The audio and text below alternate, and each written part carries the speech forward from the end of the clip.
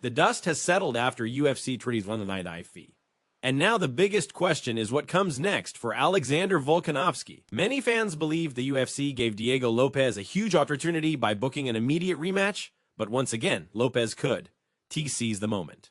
Still, he came in aggressive and showed why he belongs among the elite featherweights. For long stretches, Lopes pushed the pace and tried to pressure Volkanovski while the champion stayed calm and focused on countering. The difference was in efficiency. Volkanovski consistently landed the cleaner and more meaningful shots, and over 5 rounds, there was little doubt about who controlled the fight. When the final horn sounded, Volkanovski's hand was raised without controversy. After the fight, Islam Makhachev reacted on social media, calling Volkanovski the greatest, which only added fuel to the discussion about what challenge should come next. Immediately following the bout, Volkanovski repeated what he had been saying for weeks. He is willing to face the winner of the upcoming fight between Movsar Evloev and Lerone Murphy. That matchup has been rumored as the main event for the UFC's March 1 card in London. Another possible option is Arman Tsarukyan, who recently said he would consider dropping down to 45 pounds if things don't work out for him at lightweight. However, Volkanovski made it clear during the post-fight press conference that he does not want anyone skipping ahead in line. In his view, the winner of Evloev versus Murphy has earned the next title shot. Volkanovski explained that he sees being champion as a responsibility. Rankings exist for a reason, and he believes fighters who earn their position deserve their opportunity. He added that while he is willing to stay active and fight often, he think it's right to let others jump the queue when there are clear contenders waiting. He said he would talk with the UFC and see what they decide, but from his perspective, the next challenger should come from that matchup, because neither Evloev nor Murphy has tasted defeat in the UFC, and since Volkanovski has repeatedly said he is open to facing either man, it seems logical that the winner will get the call. When asked how he thinks that fight will play out, Volkanovski leaned toward Evloev. He pointed out Murphy's footwork and game planning, but he believes Evloev's strength and grappling will eventually take over. In his opinion, Evloev would likely come out on top, though he acknowledged it would be an interesting stylistic battle. When it came down to who he would rather fight next, Volkanovski admitted that undefeated fighters always make for compelling storylines. He noted that both contenders are unbeaten in the UFC, but Evloev, as wrestling heavy style, represents the new wave that has been dominating the sport. Looking at the narrative and the challenge, Volkanovski said Evloev stands out slightly more in his mind. He also joked about being the one to stop the rise of wrestlers, saying he knows that, as the role many fans expect him to play.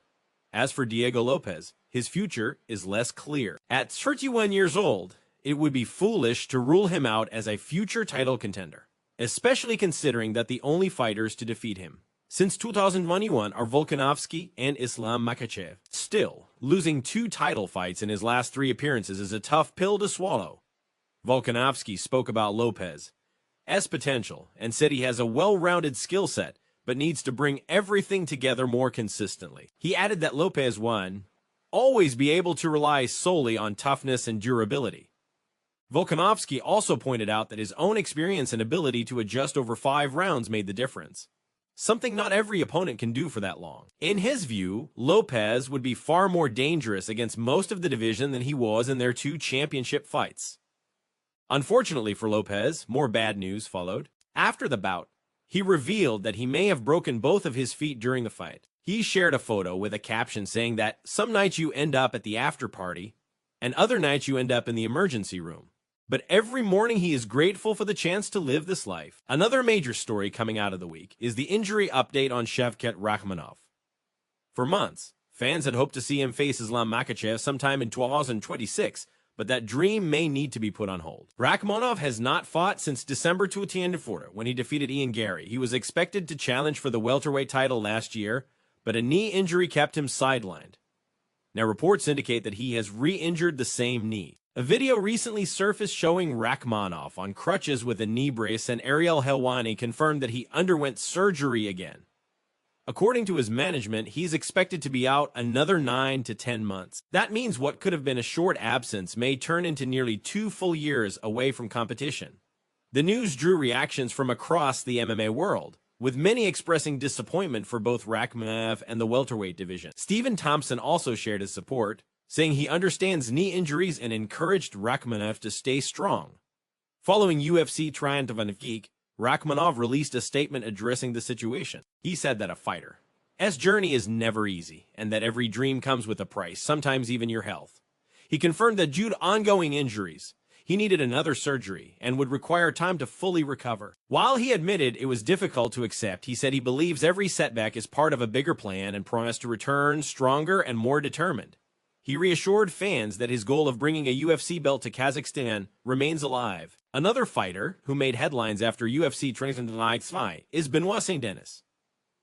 Dan Hooker had promised to stop Saint-Denis' momentum, but it was the Frenchman's toughness and relentless top game that decided the fight. Early on, Hooker looked sharp, landing hard kicks to the body and threatening with guillotine attempts when Saint-Denis tried to wrestle. But as always, Saint-Denis kept pressing forward. Once he secured control on the ground in the second round, he unleashed a barrage of elbows and punches that forced the referee to step in. Now riding a 4-fight win streak, Saint-Denis is likely headed toward a matchup with a top contender. One possibility is Arman Tsarukyan, depending on how the lightweight title picture unfolds.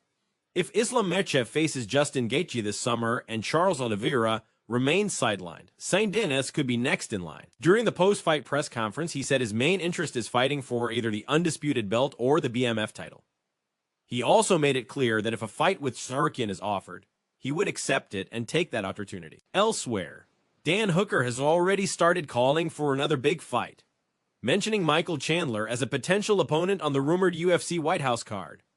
Nick Diaz also found himself back in the spotlight after making comments about his brother Nate. Recently, Nick has been seen again in public and on social media after what many believe was a long stay at a rehab facility in Mexico. In an interview, Nick said he has always tried to be approachable with fans and suggested that Nate can sometimes come off as distant or stuck up. However, before anyone jumps to conclusions about a feud, the two brothers have been seen together recently, and there is no clear sign of real tension between them. Given their long history, it would be surprising if everything is fine between them. Turning to UFC updates, there will be no numbered events in February, but several fight night cards are on the schedule. One of the biggest stories from UFC 3 on Ice 9 involved a fighter attempting to manipulate the weigh-in scale. Aaron Tao was caught using the curtain setup to support himself, and his fight was canceled as a result.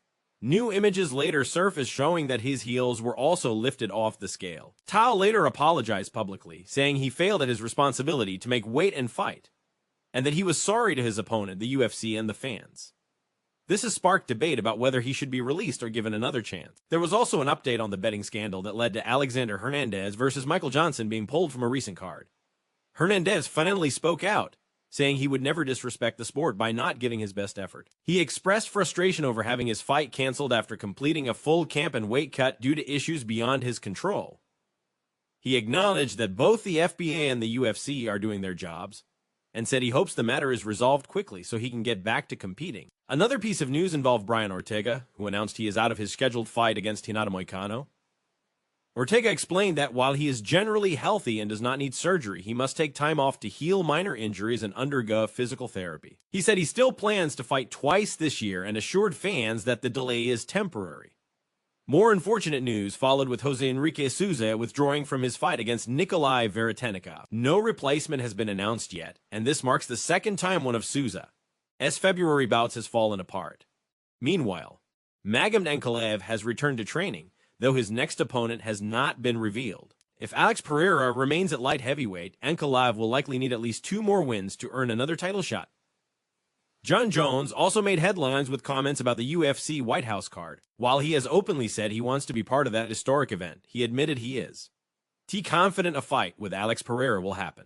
In an interview, Jones said he is staying in shape and living the life of a fighter, but understands that some things are out of his control. He also hinted that Dana White may still be upset over him backing out of a previously agreed fight with Tom Aspinall. Jones said he feels grateful for his career regardless of whether he fights again. Dana White has stated that no decisions about the White House card will be made until after UFC 3, so announcements are expected soon. Adding to the Jones storyline, a video surfaced of Daniel Cormier being asked whether he and Jones are friends now.